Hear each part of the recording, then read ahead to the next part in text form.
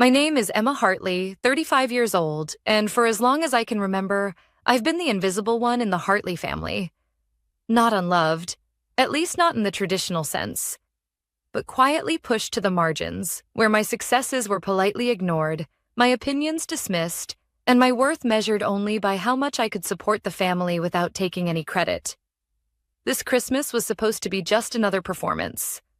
The Hartley Christmas dinner was always an event. Ornate silverware polished until it gleamed, crystal glasses reflecting the glow of the chandelier, and food served in courses by the staff who had been with us for decades. It was less about family and more about status, a tradition my father upheld as strictly as the accounting ledgers of the company he built. The Hartley name was more than just our surname. It was stamped on the side of the glass headquarters downtown. My grandfather had started Hartley Industrial Solutions back in 1965 with nothing but a single machine shop and a dream. My father, Richard Hartley, took over in the late 80s and turned it into a regional manufacturing powerhouse worth tens of millions. We were, in the eyes of the Boston business world, the perfect dynasty. But perfection has a way of hiding the cracks. Those cracks had been widening for years. My older brother, David, 40, was the golden child, groomed to take over since birth. He had the confidence of a CEO and the work ethic of someone who thought turning up at the golf course counted as a board meeting. My younger brother, Ryan, 32, was the charming wild card, using the family name to start short-lived ventures that Dad bailed out again and again. And me? I was the one who quietly kept the books balanced, who caught operational errors before they became disasters, who modernized systems behind the scenes. My title was Operations Director, but my real job was keeping the company from collapsing under my brother's incompetence. I didn't complain. I didn't fight. I stayed in my lane. Until last Christmas. I arrived early that evening, the snow crunching under my boots as I walked up the stone steps of the Hartley estate. The smell of roasted turkey and cinnamon rolls drifted out into the cold air when the door opened. Inside, I found my brothers already gathered around the fire, glasses of whiskey in hand, laughing at some private joke. "Emma," David said without looking up, "still working those long hours? You should relax more. Not like the company really needs you to." He trailed off with a smirk. Ryan grinned. "Yeah. Let the real decision-makers handle it." I gave them the kind of polite smile I had perfected over the years, the one that said, "I'm not rising to that bait." We were halfway through dinner, the air thick with the usual mix of expensive perfume, turkey gravy, and barely hidden family politics, when Dad suddenly stood at the head of the table and tapped his glass. The sound rang sharp and clear. "I have an announcement," he said, looking every bit the commanding patriarch. After 40 years of building Hartley Industrial Solutions into what it is today, he paused for dramatic effect, savoring the way all eyes were on him. "I've sold the company." Forks clattered against plates. "You what?" I heard myself say, but not loud enough to interrupt the rush of reactions. David and Ryan erupted into cheers, loud, obnoxious, triumphant. They clinked glasses like this was the best Christmas gift they could have received. Dad raised a hand for silence. "The deal is done. $50 million. Granite Peak Holdings is the new owner." I swallowed the sudden lump in my throat, my mind racing. Granite Peak Holdings. Then he smirked. "And before anyone asks, no, you kids aren't getting a dime. Your mother and I are using the money for ourselves. The rest goes into a foundation. Consider it my legacy." The words hit me like a physical blow, but outwardly I remained still. It was a skill I had learned long ago. How to lock my expression into something unreadable while inside, the temperature dropped to ice. I set down my fork, folded my hands, and looked at him across the long stretch of the table. "Who's the lucky buyer?" I asked, my voice calm, measured. "Granite Peak Holdings," he repeated, clearly enjoying the weight of the name. "Smart group. Aggressive. They'll take the company places." I let a small smile tug at the corner of my mouth. Then you sold it to me. The room went utterly silent. David's laugh died halfway out of his throat. Ryan blinked like he'd misheard. My mother froze with her wine glass halfway to her lips. And my father's jaw, strong, authoritative, and so certain of his control, actually dropped. I didn't elaborate. Not yet. I wanted the words to settle, to burn their way through the disbelief, to make them understand that the invisible daughter they had dismissed for years was about to rewrite the entire story of the Hartley family. Somewhere deep inside me, a part of my heart that had been starved for decades began to stir. This Christmas was going to be different. Very different. For a few seconds after I said the words, nobody moved. The only sound in the dining room was the faint ticking of the grandfather clock in the hallway. My father's face went through an entire slideshow of emotions: confusion, disbelief, irritation, before landing on a mask of skepticism.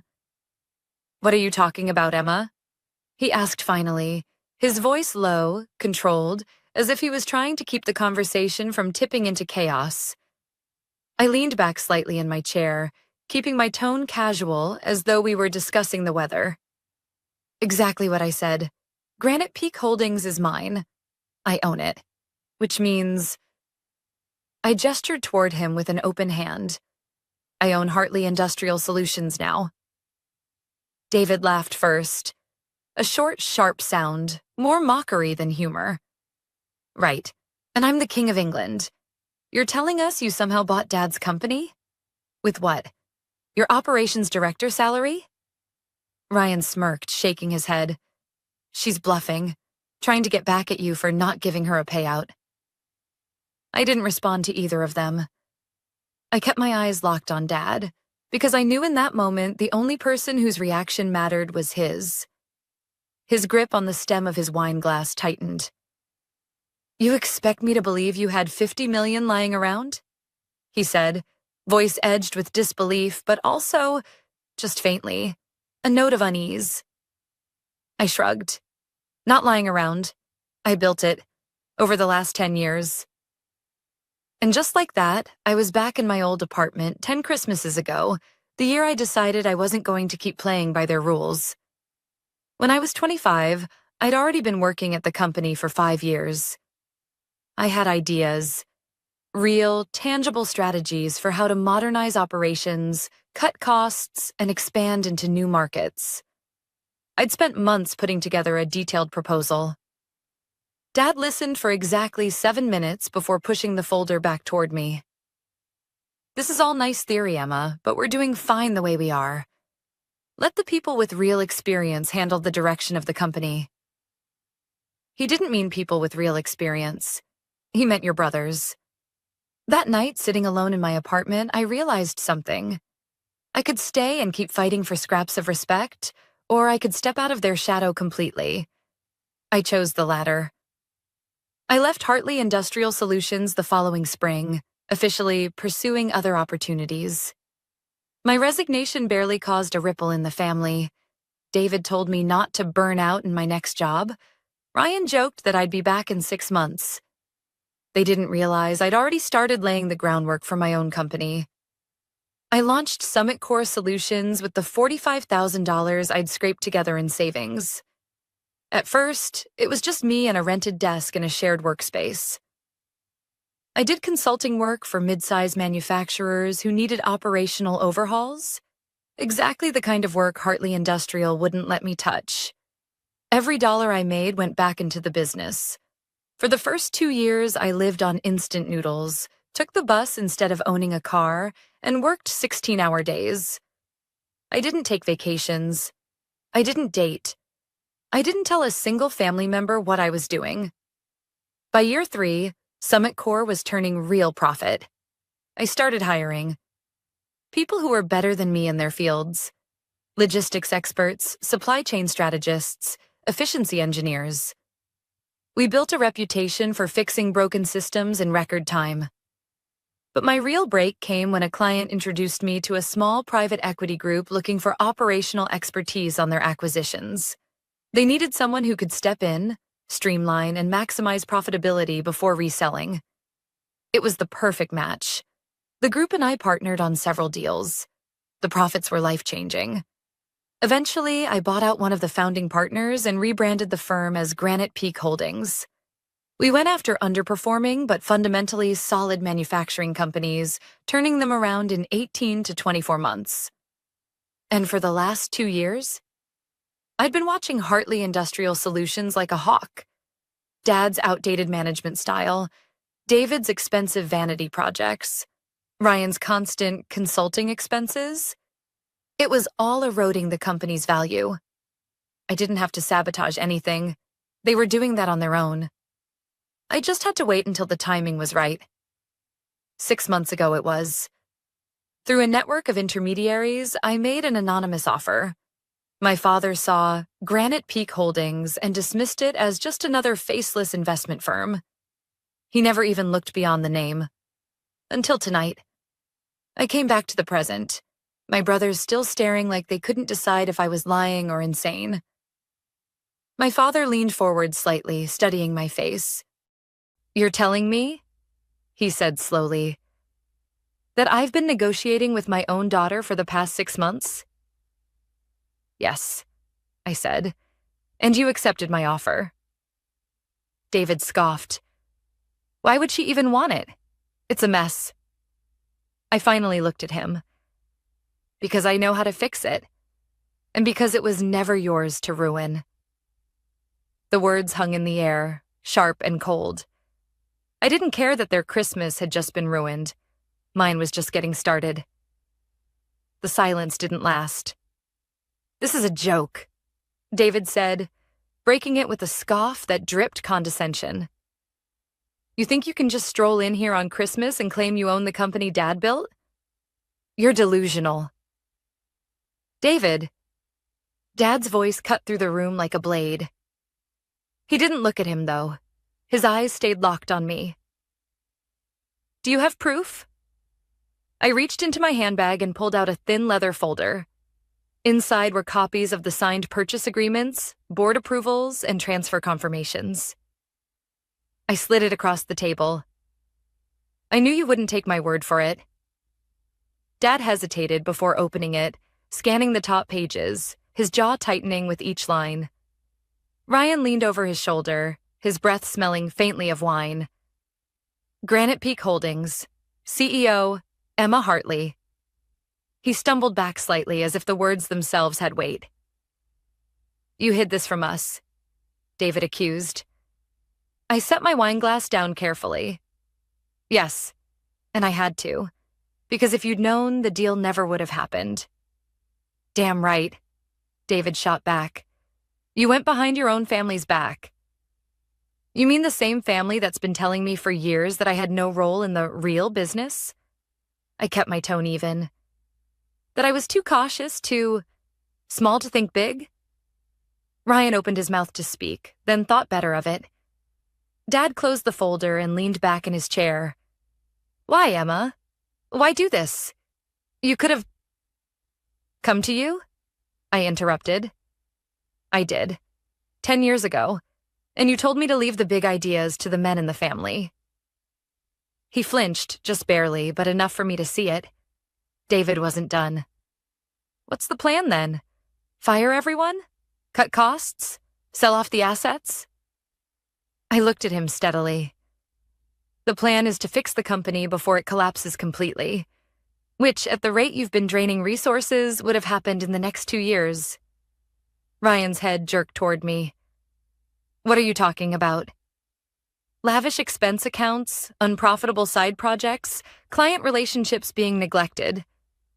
I let my gaze drift deliberately to David. "And questionable consulting fees that don't seem to go anywhere useful." David's face flushed a deep red. "You can't prove—" "I can," I said softly. "And if I have to, I will." The table went still again, but this time it was a heavier silence, one that felt like it might break under its own weight. Finally, Dad stood, slow and deliberate, pushing his chair back without looking away from me. "We'll discuss this privately," he said. Now. I followed him down the hallway into his study, the one room in the house where we were never allowed to play as kids, where business was conducted behind a closed mahogany door. When he shut it behind us, the noise from the dining room dulled to a low murmur. He moved to the window, staring out at the snow-dusted hedges, his hands clasped behind his back. "I misjudged you," he said finally. "That's one way to put it." He turned to face me. "You've built something impressive. I'll admit that. But you blindsided me, Emma. On purpose." "Yes," I said, "because the company needed saving, and I knew you'd never let me do it if you had the choice." His jaw worked as he weighed his next words. "You think this is just about business? It's about legacy. My legacy. Our name means something in this city." "It can still mean something," I replied. "But not if it's tied to a sinking ship." A long pause. Then, "What happens to me in your plan?" "You'll be chairman emeritus," I said. "Advisory only, public face if you want it, but no operational control." His brow furrowed. "So you'd keep me as a figurehead?" "Call it what you like. It's the best way forward. For the company and for you." He exhaled slowly, a sound somewhere between frustration and resignation. "And your brothers?" "That depends on whether they're willing to actually work for their positions," I said. "If not, they're out." His eyes searched mine for a long moment.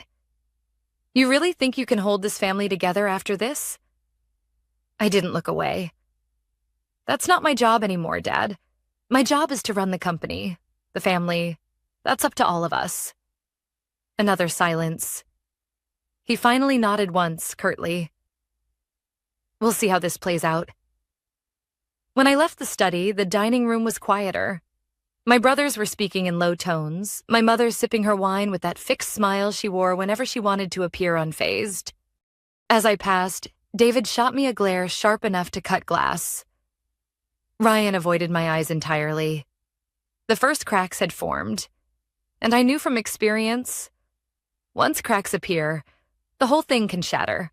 I barely slept.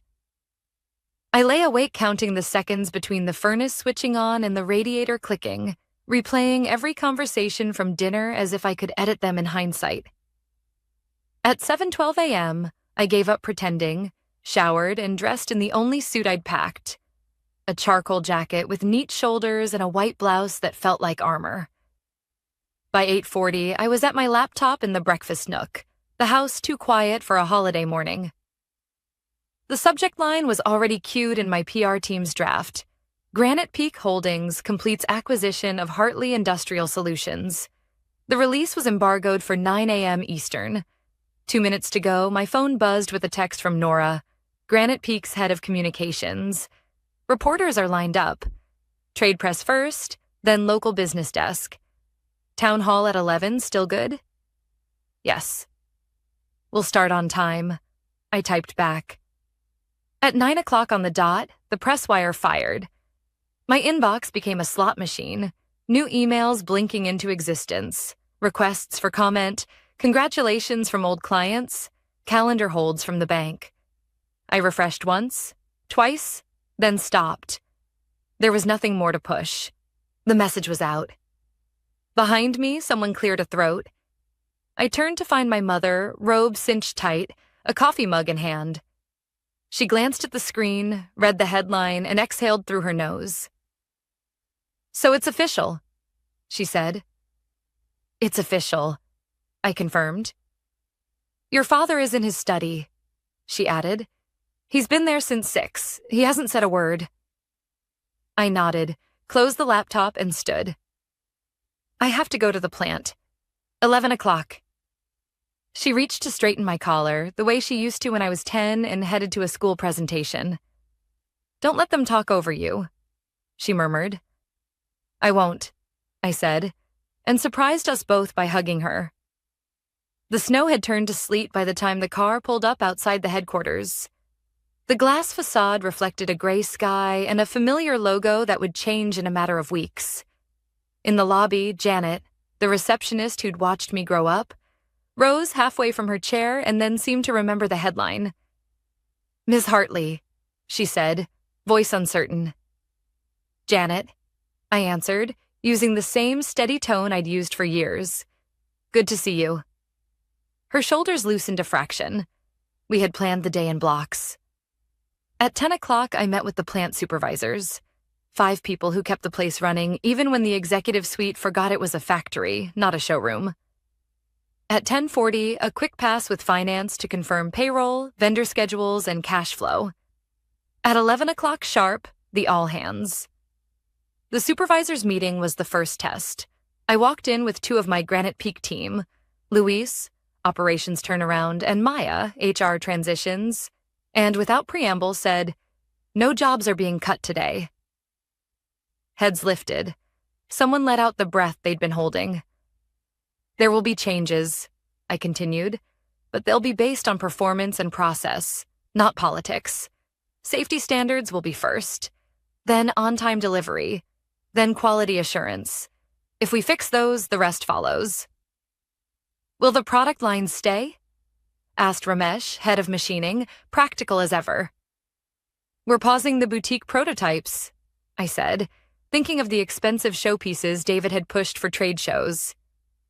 "We'll double down on the top 3 SKUs with the best margins and lowest return rates. We'll add a second shift only when on-time delivery is above 96% for 8 consecutive weeks." Ramesh scribbled. "That's reasonable." Reasonable. It wasn't fireworks, but it was what we needed. Finance was harder. Paula, the controller, slid a folder toward me. "Quarterly burn is higher than the board saw. 2 supplier invoices are 90 days past due. And Emma, there are irregularities in consulting expenses." She didn't have to say whose. I nodded once. "Freeze new discretionary spending. Pay the critical vendors today. I'll address the irregularities." "Address? How?" she asked. "By tomorrow," I said. "You'll have written instructions." At 10:57, we stepped into the main floor for the town hall. 200 employees gathered under sodium lights, coats still damp from the sleet, eyes on the temporary platform someone had set up near the loading bay. The rumor mill had already spun. I could feel it in the air. When I took the microphone, the echo of the warehouse swallowed the first second of my voice, and then it didn't. "My name is Emma Hartley," I began. "Many of you know me. I worked here for 10 years. I learned the night shift coffee tastes like burnt pennies and that the shipping dock is windier in March than any Boston street. I also learned that this company runs on your hands, not on a name on the building." No one fidgeted. A few arms uncrossed. "As of this morning, Hartley Industrial Solutions has a new owner, Granite Peak Holdings. I run Granite Peak." I let that sit. A murmur moved through the crowd and dissolved. "Here is what happens next," I said, and ticked it off, simple as I could. "Paychecks continue on schedule, no layoffs today. Safety and quality are first. We will restore on-time delivery to above 96%. We will meet our oldest vendor debts within 30 days. We will end vanity projects. We will invest in the lines that feed your families." A hand shot up. Callie from Assembly, direct as always. "We've heard no layoffs before, and then half the line disappears 2 weeks later. Why should we believe you?" "Because I'm putting it in writing this afternoon," I said. "A 90-day no-layoff pledge, contingent on standards we can all see. Safety incidents down, on time up. You will know what you're being measured against, and you will be part of building it." She nodded slowly. "Okay." Luis stepped forward and held up a laminated sheet. "This is the first week plan," he said. 5 things. 1. Daily stand-ups on each line. 10 minutes max. 2. Red tag anything that slows you down. No blame, just visibility. 3. Maintenance backlog triage by Friday. 4. Vendor call list. Emma will make the first 5 calls herself. 5. Suggestion box with a bounty. $50 for any idea that saves a documented hour a week. That last part actually got a laugh. The good kind. I was about to close when I saw, over the crowd, a pair of suits at the back. David and Ryan, hands jammed in their pockets, faces set. I felt the now familiar cold calm settle into place. "One more thing," I said. "I know there's fear. There's also pride, and there's a way through if we do this together. We can fix what's broken without breaking each other. But I'm going to be honest. Entitlement and shortcuts are done. Results and respect are in." Applause started near the loading dock and moved forward like a wave. It didn't roar. It didn't need to. After the town hall, I shook hands until my fingers ached. People didn't ask for promises as much as they asked for clarity. Will overtime be fair? Will tools be replaced? Will schedules go up before Sunday night? Yes. Yes. Yes. Back in the conference room, the door had barely closed when David pushed in after me, Ryan on his heels. "You humiliated us," David hissed, keeping his voice just low enough not to carry. "In front of the entire staff." "I told them the truth," I said. "That's new. I understand it stings." Ryan folded his arms. "You can't lock us out. We're family." "You're executives," I said, and set 2 envelopes on the table. "These are your options." David didn't touch his. "Options? Option 1, step back for 90 days with full pay while we audit projects and expenses. You can apply for roles that match documented performance. Option 2, resign with severance. If you pick neither, we proceed with a formal investigation." Ryan glanced at David, then at me. "An investigation into what?" I met his eyes. "Into what the controller flagged, and into why West Armored canceled their renewal after a strategy dinner that lasted 5 hours at a place we don't do business in." David's mouth opened, then shut. Color rose along his collar. "This is a power grab," he said. "This is stewardship," I answered. "Decide by Friday at 5. When they left, Maya slid into the empty chair. "That could have gone worse," she said. "It will," I said, and felt the fatigue sweep over me. "But we're pointed in the right direction." On the drive back to the house, my phone buzzed again. Nora. "Trade Journal wants a quote on your family-to-owner transition. Do we give them the line about legacy?" "Give them the line about responsibility," I wrote. "Legacy is something other people write for you. Responsibility is what you do next." I sent it and stared at the screen, my reflection faint in the dark glass. Responsibility. The word felt heavy and right. When I walked into the foyer, Dad was waiting beneath the old portrait of my grandfather, hands in his pockets, eyes on me like he was seeing me for the first time. He nodded once, the smallest concession in a lifetime of them. "Town hall went well," he said. "I got texts."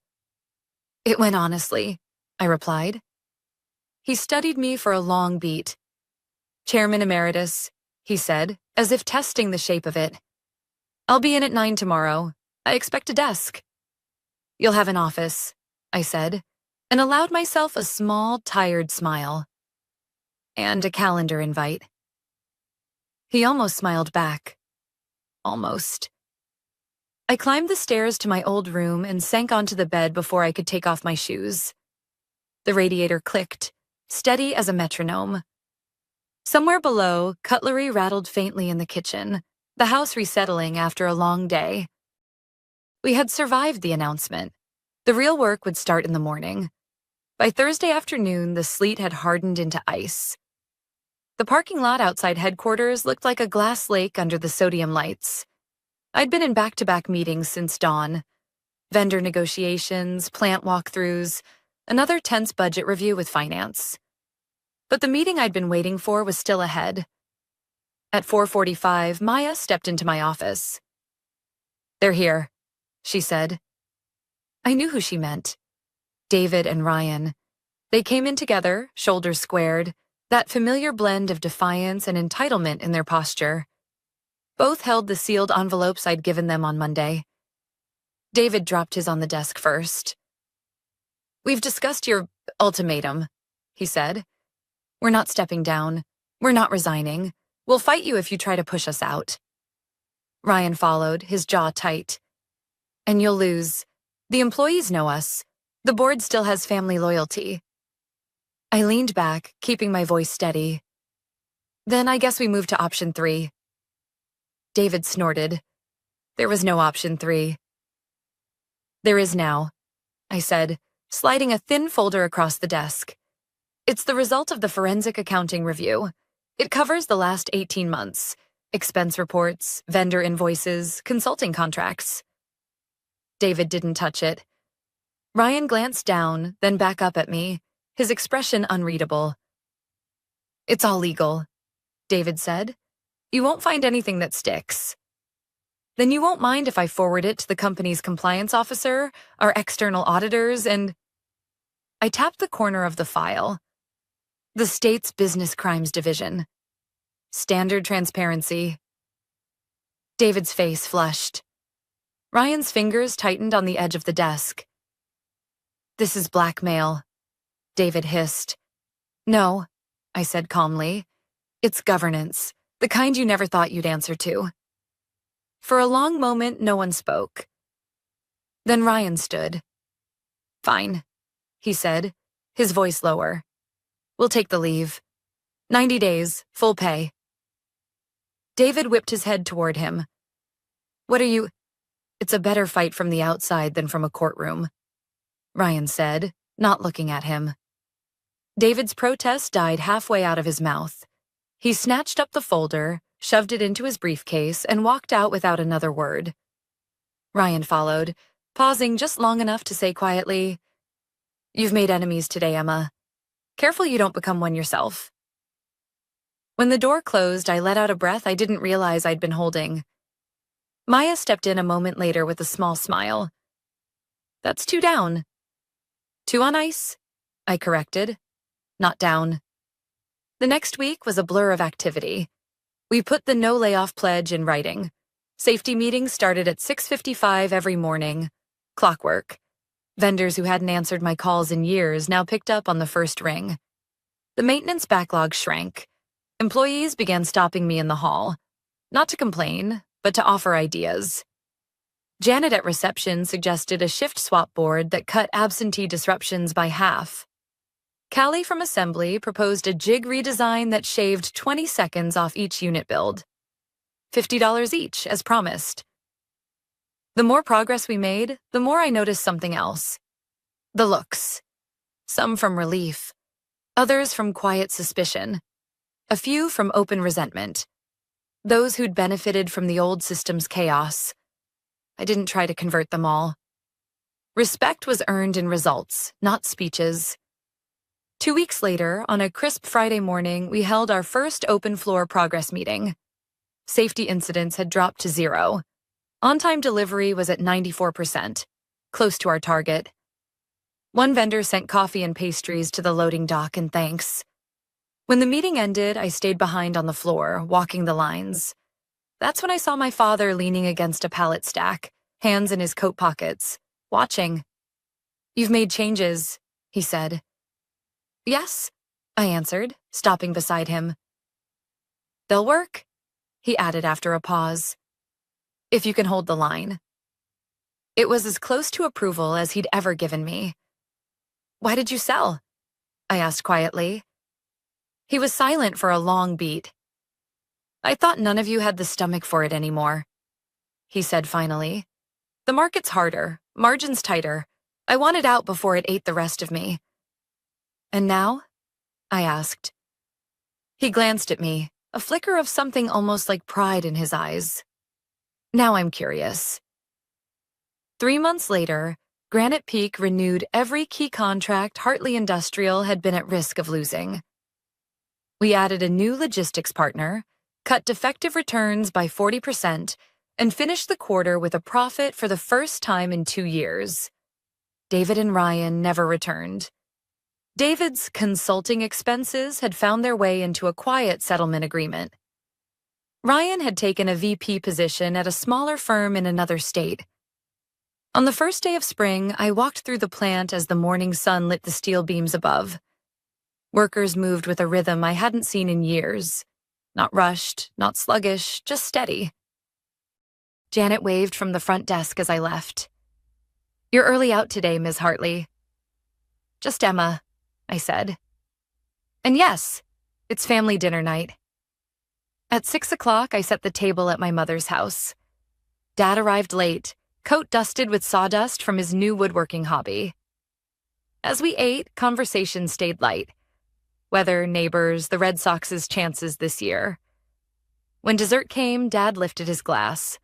Not slammed, just raised. "To the business," he said. "Still in the family, after all." I met his eyes over the rim of my glass.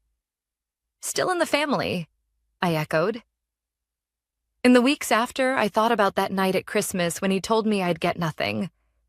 How quickly they'd written me off and how satisfying it was to prove them wrong. Not with shouting or threats, but with planning, patience, and execution. The powerful message wasn't in the victory, though. It was in the work that came after. The day in, day out grind to make it better, to make it last. Revenge is sweet, but responsibility is what changes everything. And as I locked my office that evening, I knew I hadn't just bought back the family business. I'd rebuilt the family's name.